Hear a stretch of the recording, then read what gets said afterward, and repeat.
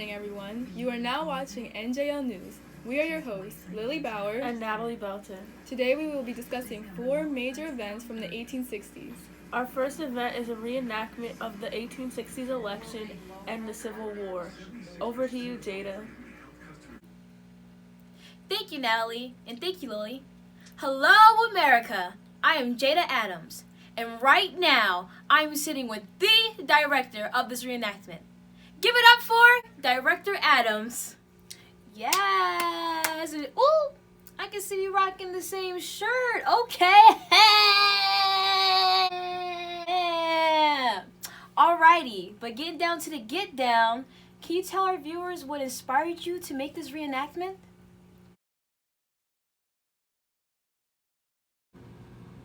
Wow, that was truly inspiring. Did you want to say anything else to our viewers before they watch the reenactment? I guess you said everything that needed to be said. Y'all, cut to the reenactment.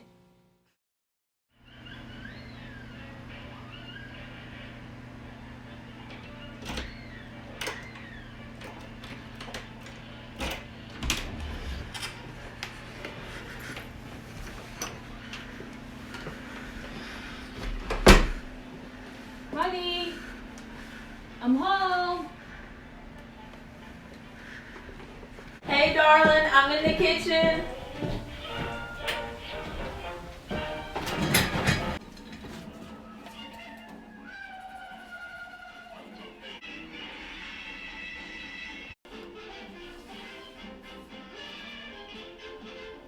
Hey, Lillian, can you turn to the news for me? Oh, but Dad, I'm watching cartoons right now. You can watch your cartoons after we see news of the election. Fine. Try Channel 21. Oh my gosh, I forgot the election results for tonight. Gosh, woman, are you mad? This is the most important election in history. This election could potentially change our country. Nope. Try Channel 13. Nope. Channel 7. No. Gosh, Lillian, you didn't even let me finish. And you didn't even change the channel. Lillian, stop messing with your father. And by the way, it's Channel 59. Fine. Breaking news. Good evening and hello to everyone in the United States and around the world. I'm Damian Ross. And I am Rachel Rose, and we're here to tell you that the election results are now in. And I gotta tell you folks, the results will surprise you. Abraham Lincoln has won the election. Yes, you've heard it right. Even though managing 0 votes from 9 American states, he still managed to surpass John C. Breckinridge in an electoral vote who ranked in 2nd, John Bell who ranked in 3rd, and finally, Stephen A. Douglas who ranked in 4th place. The results showing what states each candidate won will be shown on screen. This was truly a turn of events. You can say that again, Rachel. This battle for the presidency this year has been very exciting to observe. Truly enlightening to what America's true goals and beliefs are. Alright, let's not get too ahead of ourselves, Damien. We still have to get Mr. Lincoln into the office. Speaking of things getting to places, what say you on what caused the tides of this race to shift in such a great manner? Well, through and through, I'd agree that all of these men stood soundly on their platforms of defense and goals as far as what they wanted to accomplish while in office. John Bell in wanting to stop the spread of slavery, even though he himself is a large slaveholder. Stephen A. Douglas, who believed that the issue on the expansion of slavery should be hashed out within the state to which it concerns. What a fair fella, because above all, it's not like these slaves are people. Or Mr. John Breckinridge, who was all for the protection for slaveholders' rights, while at the same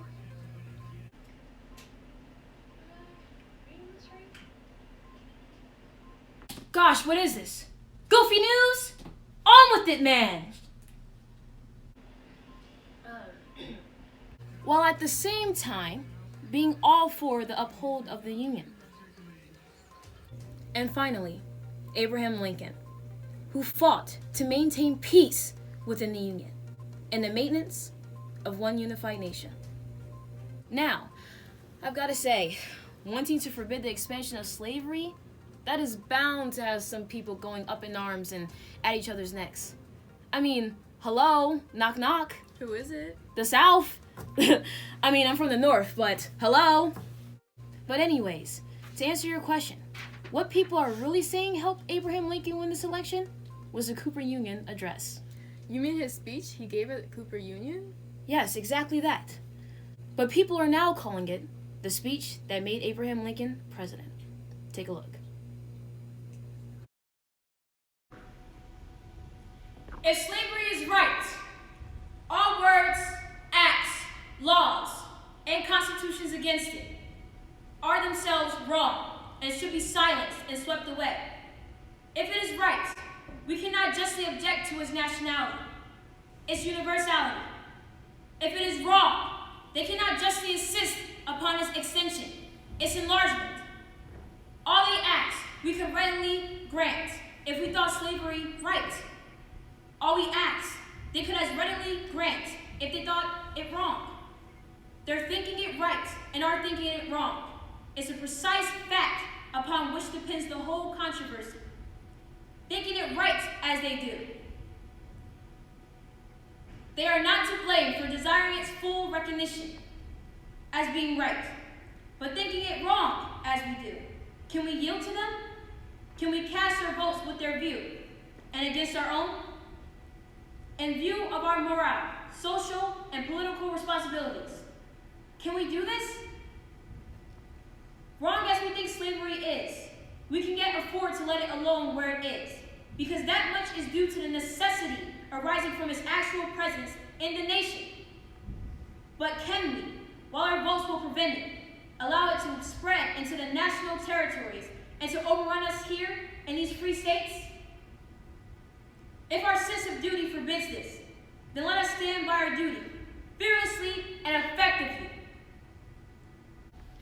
Let us have faith that right makes might, and in that faith, let us to the end dare to do our duty as we understand it.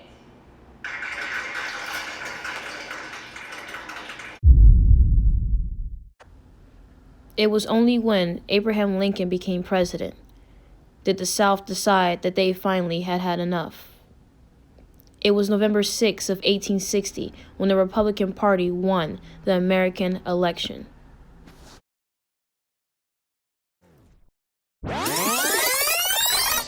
This news shook the South because the Republican Party was against the expansion of slavery. It was so easy for me to be very specific about what I wanted, and then Carker showed me how good of a deal. And because the South's agricultural society depended on slavery, it will only advance if slavery advanced.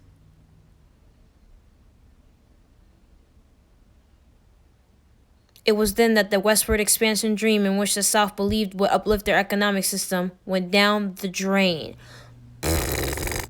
This desire to preserve the institution of slavery caused 11 southern states to turn their backs on the Union. A secession was officially declared on December 20th, 1860, on a pass ordinance. On February 1st, 1861, Mississippi, Florida, Alabama, Georgia, Louisiana, and Texas became the first few southern states that voted to secede from the Union. On February 8th, these states went on to form the Confederate States of America.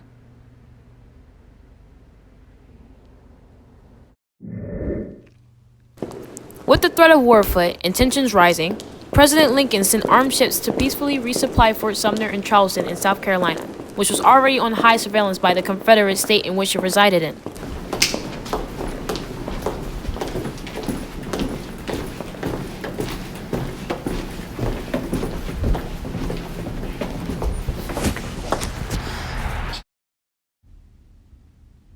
At this announcement, Confederate General P.G.T. Beauregard saw this as an opportunity to give President Lincoln the war that he had been ready to prepare for. 1, 2! That's why, on April 12, 1861, Beauregard and Confederate soldiers bombarded Fort Sumter. exchanging 34-hour of artillery fire until Union garrison that resided within the fort surrendered. This officially marked the beginning of the Civil War.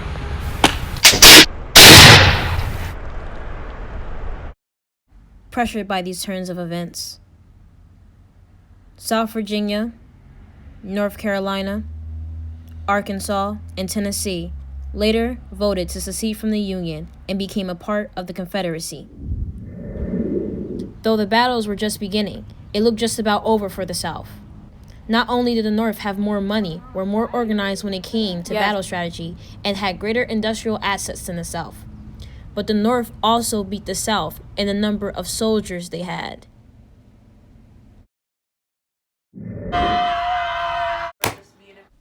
The Civil War was composed of nearly 10,500 battles, including nearly 50 major battles and about 100 others that had major significance. Like, for example, the Battle of Gettysburg, which was fought between the Union Army of the Potomac under Major General George Meade and the Confederate Army of Northern Virginia under General Robert E. Lee, lasted from July 1st to 3rd, 1863. The Siege of Vicksburg, when after a 6-week siege of the fortress led to its capture on May 25, 1863, causing a break in the link between the western and eastern parts of the Confederacy. And of course, the Battle of Appomattox Courthouse, when Confederate General Robert E. Lee surrendered his Army of Northern Virginia to Union General Ulysses S. Grant on April 9, 1865. This put the Civil War's end in effect. It wasn't long after this battle that Abraham Lincoln was assassinated at Ford's Theater by a Confederate performer named John Booth on April 15, 1865. It was believed that General Robert E. Lee's surrender was the final push Booth needed to get fully over the edge. And lastly, the Battle of Palmetto Ranch, which is considered by some as the last official battle of the war. It was fought on May 12 and 13, 1865, on the banks of the Rio Grande.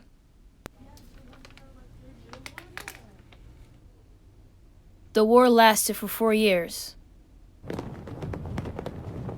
concluding with the Union's triumph. The Civil War bears over 500,000 casualties, maintaining the highest American casualty total of any conflict. After the war was over, the Constitution was amended to free the slaves, to assure equal protection under the law for American citizens, and to grant black men the right to vote. This is not to say that they made good on that promise. Any surviving Confederate believers went on to settle in many countries like Canada or Brazil. Though the Civil War was only a milestone for the United States on the issue of slavery and equality for African Americans, it prompted the question of what should come of America. Slaves of the land, or truly, the land of the free?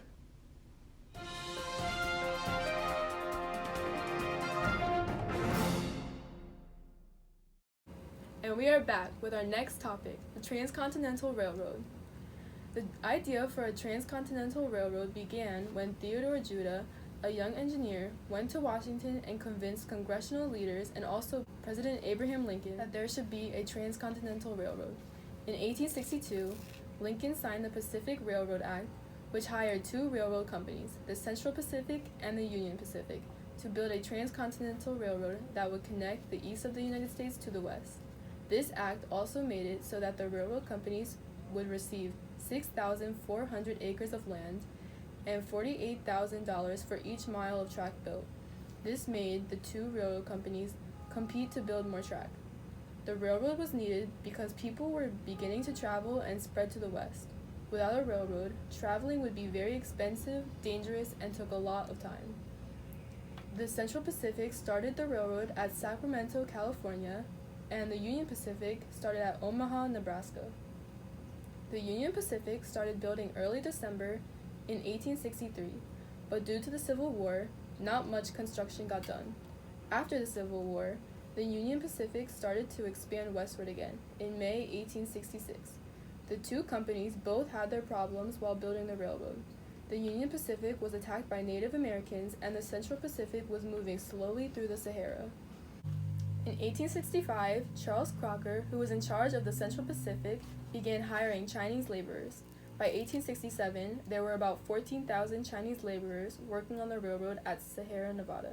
This was controversial at the time because the Chinese were considered an inferior race due to racism. The Union Pacific had Irish immigrants and Civil War veterans working on the railroad. After the Central Pacific got through the Sahara, they still had other obstacles to pass, like mountains. They had to blast through the mountains using gunpowder to make tunnels through the granite. The Union Pacific didn't have as many obstacles, so they were able to build more track than the Central Pacific. In the summer of 1867, the Union Pacific was in Wyoming and completed 4 times as much track than the Central Pacific. Once the Central Pacific got past the mountains, it was easier from there. Both of the companies were trying to build as fast as they could. Since they were rushing, they would build poor quality bridges and track that would have to be rebuilt later. In early 1869, the two companies were close to each other. The president, Ulysses S. Grant, announced that he would withhold federal funds until the two companies decided on a meeting point. They both agreed on Promontory, Utah. On May 10, 1869, the railroad was completed at the Golden Spike Ceremony. At this ceremony, Governor Stanford of California and Thomas Durant, the president of the Union Pacific, took turns putting a golden spike to connect and complete the railroad. Once the railroad was completed, it helped the west of the United States develop quicker. It used to take months to travel from the east to the west of the United States, but now it only took a week. The railroad didn't just transport people, it would also export western resources to the east. The Transcontinental Railroad was very beneficial to the United States at the time because it became the fastest and safest way to travel across the country.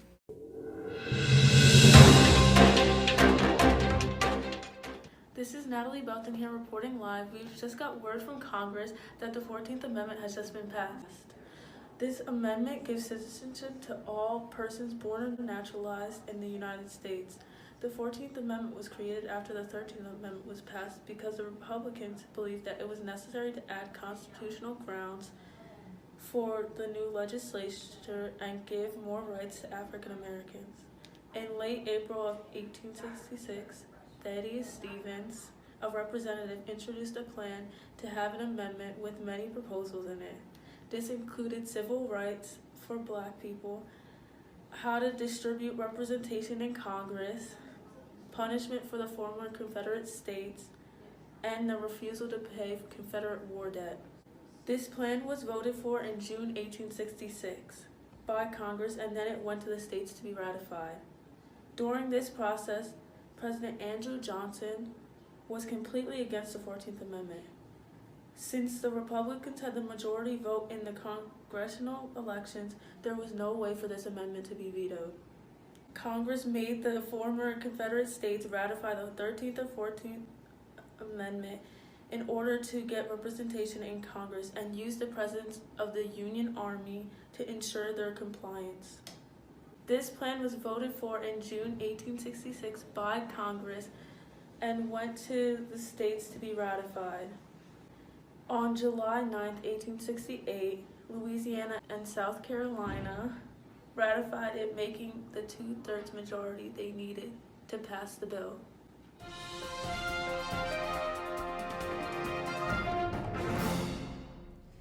We are back with our final topic today. We'll be discussing the first territory in the United States that allowed women to vote. In the fall of 1868, after Ulysses S. Grant was elected president, he sent Republicans to control the U.S. territory of Wyoming. These Republicans were John Campbell as governor, Edwin Lee as secretary, and Joseph A. Carey as attorney general. However, they did not arrive until May 1869. Attorney General Carey stated that no one in the territory of Wyoming can be refused the right to vote based on their race. To Democrats, this was seen as a ploy to persuade Black people to vote for Republicans since the September elections were approaching. Unfortunately, his plan failed miserably. After the election, the entire legislature consisted of Democrats. And one of these Democrats were also voted into Congress. That man was William Bright. He won a seat in the council, also known as Senate, and was elected president of the council. Bright was a saloon keeper who had never gone to school. While he served in the Union Army during the Civil War, he learned to read, write, and do math. William introduced the bill allowing women's suffrage in Wyoming. In 1869, in Cheyenne, Wyoming, the legislature passed laws allowing women to sit in certain places near the lawmakers, guaranteeing married women property rights separate from their husbands, and allowing teachers, both men and women, to be paid the same amount. The Democrats passed many laws protecting women because they thought it was more important to protect their rights than black rights, like Republicans. Many bills during this time failed, including the bills in 1868 that would amend the Constitution legalizing women's suffrage in every state and territory in the United States. Unfortunately, there was no record of the bill that Bright had introduced.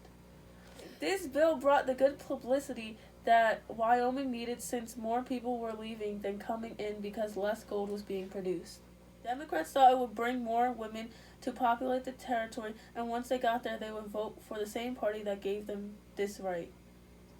Democrats wanted to make the governor look bad by saying that if blacks and Chinese were allowed to vote, so were women. This argument was mostly backed by William Bright. This bill received 6-2 votes. Many tried to attach amendments to the bill, but it failed, like allowing colored women and North American women to vote. They also raised the age to vote from 18 to 21. In September 1870, during Wyoming's second election, most women voted Republican. Later, legislation passed a bill to repeal the law, but the governor vetoed it. The House came up with 2/3 votes to override this bill, but fell short by 1 in council. After this bill has never been challenged. All women in the United States did not get to vote for about 50 more years after this bill was passed in Wyoming. Later, Bright's business went bankrupt and he moved to Denver. The last time he was seen was at a women's convention and spoke of what happened in Wyoming.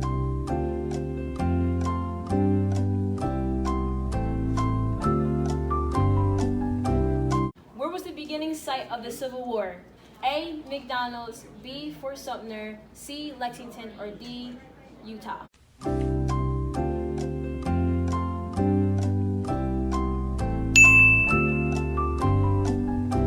Fort Sumter. Yes. Ding, ding, ding. B. Right. Yay! I got one. Okay. I'll go with C. No, was it B? Yes. It was B. Okay. Fort Sumter. Yes. Ding, ding, ding. What is the name of councilman who introduced the bill to allow women's suffrage? A. Edwin Lee, B. Abraham Lincoln, or C. John Canfield, D. William Bright?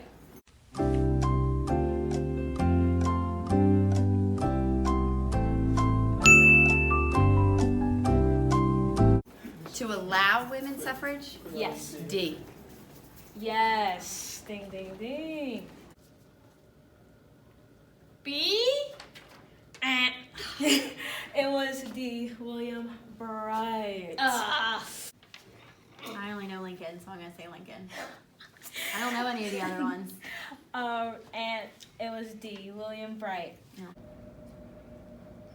Not Lincoln. Not me.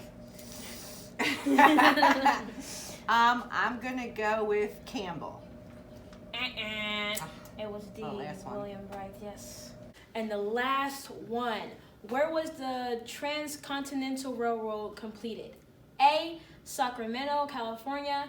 B. Omaha, Nebraska. C. Promontory, Utah. Or D. Texas?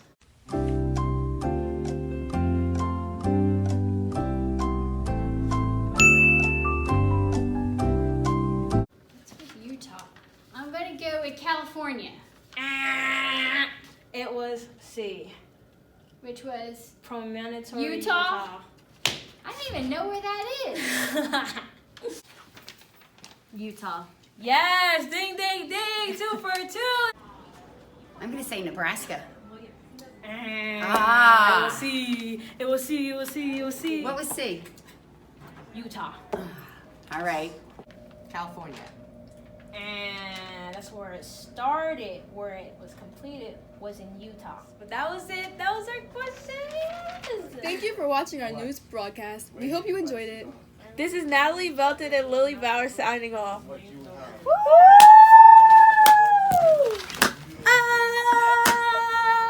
Oh, peace, suckers. And in that faith, let us to the end dare to do our duty as the understanding. Lillian, can you turn on? Oh my gosh, I forgot the. Oh my gosh, I forgot the election. This election could have. Oh my god. Gosh, Lillian. I forgot my line. Natalie, Lily, Natalie, Lily. This officially put the Civil War. Ugh.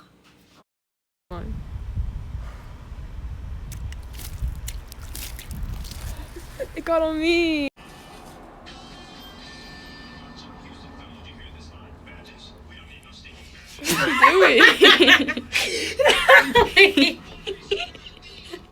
Good morning, everyone. I forget what I was supposed to say. Today we will be discussing 4 major events from the 1860s. Oh wait, wait. We are your hosts, Lily Bauer. And Natalie Belton. This plan was voted for in Congress, but the 14th Amendment has just been passed. This amendment has been reporting live, and we just got news that. Oh! What the fuck?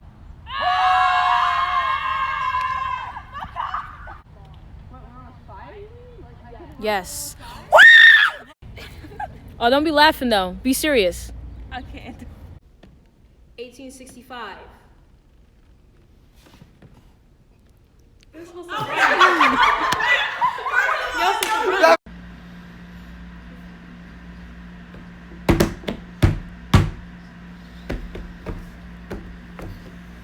Do our duty as we understand it.